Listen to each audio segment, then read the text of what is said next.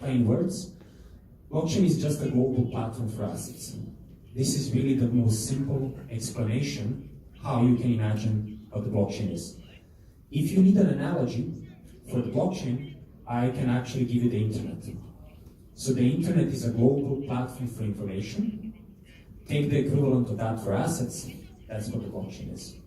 And what's very interesting, and what's the vision of the community that's working on the blockchain, is actually to digitize many different assets and contracts and put them on the blockchain in tokenized form and then trade them.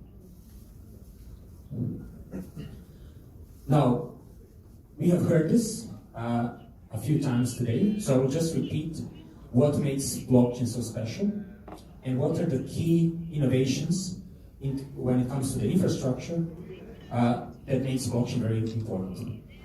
So first, one is actually that you can't change anything on the blockchain.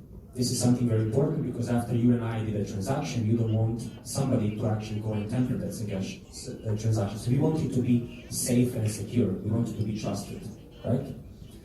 The second part is actually that you can't really double spend. You can't double spend an asset or liability on blockchain. We're talking about money. So why is that very important? Where if you actually take the example of an email, what I could do if I wanted to send money, to a few people, I can send them the same email with the same money. So I would actually double spend. So if you're wondering why couldn't we have money on the internet before, it's because of that feature that you could actually do double spending. So with blockchain, you can't actually do double spending. Very important feature here is actually something called an atomic swap, which was referred to many times today. So atomic swap is a very complicated term, very complicated statement for something very simple. Atomic swap means that if you and I do a transaction, you get my asset at the same time I get your asset. So this means that at the same time we swap the assets. So this is what atomic swap means. And finally, something very revolutionary that was again mentioned today is that blockchain as an infrastructure is decentralized. So it means that everybody can join the blockchain to be part of the community that maintains it, that makes it safe, that makes it secure. And this is something that today and historically was not possible because you had trusted entities like the banks or the central banks who had to make sure that everything is in order, but then all the risk of the infrastructure was actually with them. So these are the key features of the blockchain. And then the question is, what do we do with this amazing technology? What do we do with this infrastructure? Well, actually, the vision is actually to create a global marketplace on top of that infrastructure. So the key feature or the key vision of the blockchain is actually not the infrastructure itself, but actually to create a marketplace on top of that infrastructure. If I have to then go and say, well, we want to create a marketplace, but how does the marketplace actually look today in the blockchain world? We actually have a couple of key players in the digital asset ecosystem, the way it is today, which is composed of the trading venue and the market makers, of the end clients, which at the moment are still retail clients. So the blockchain digital asset world is not really an institutional environment at the moment. We have the projects that actually want to do fundraising, and we have the data service providers, entities that provide analytics.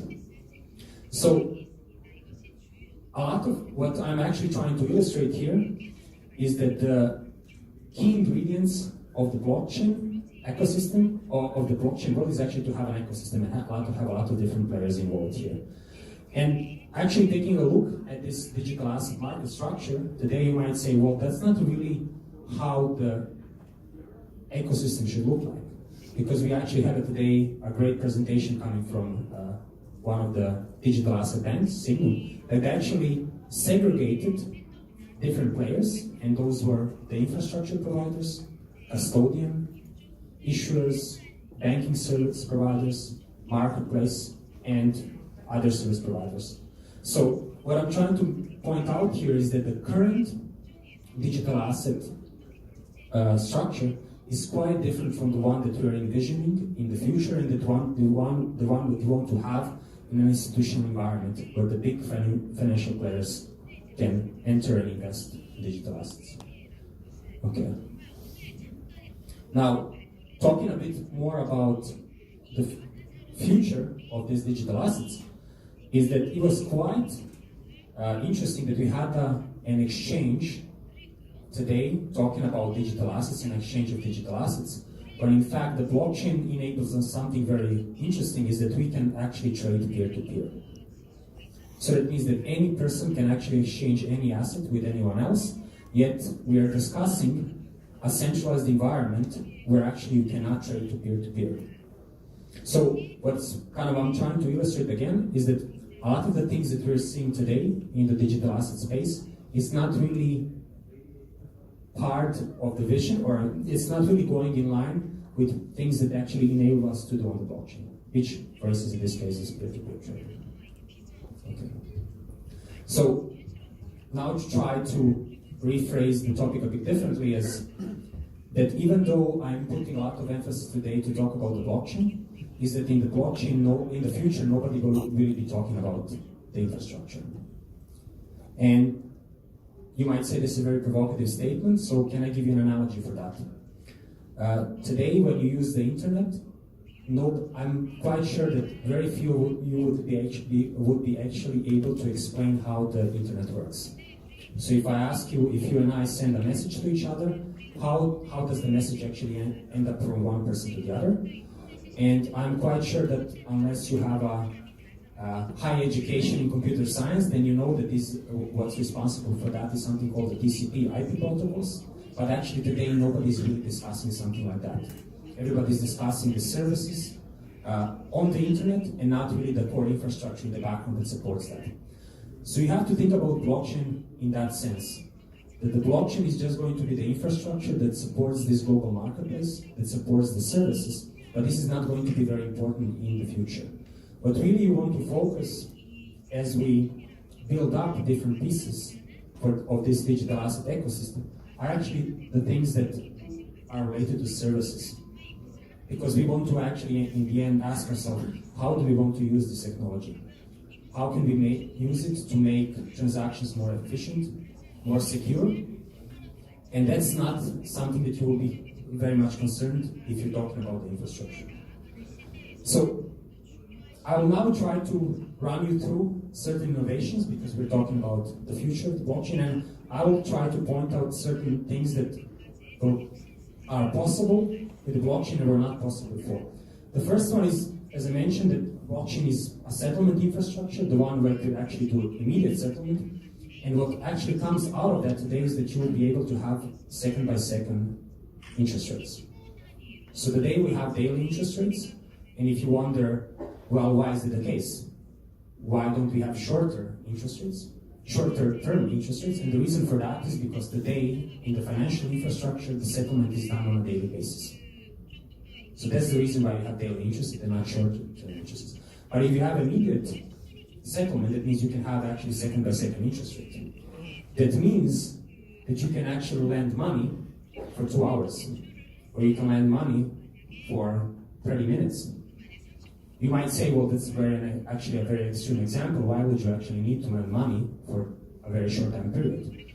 But actually, a lot of big corporates or banks actually, due to different jurisdictions, just need to lend money for a very short time period, for a couple of hours. But today you can't really do that because settlement is done daily. So what will happen actually in the near future, actually there are already platforms today that enable intraday lending. That means actually that you will have a daily interest rate like you have today, 6-month, yearly, 10-yearly, 30 years in the case of US treasuries, bonds. But you will also have an hourly interest rate, a 30-minute interest rate, 1-minute interest rate, and so on. One very provocative statement that I'm going to say is that in the future we will not have transaction fees.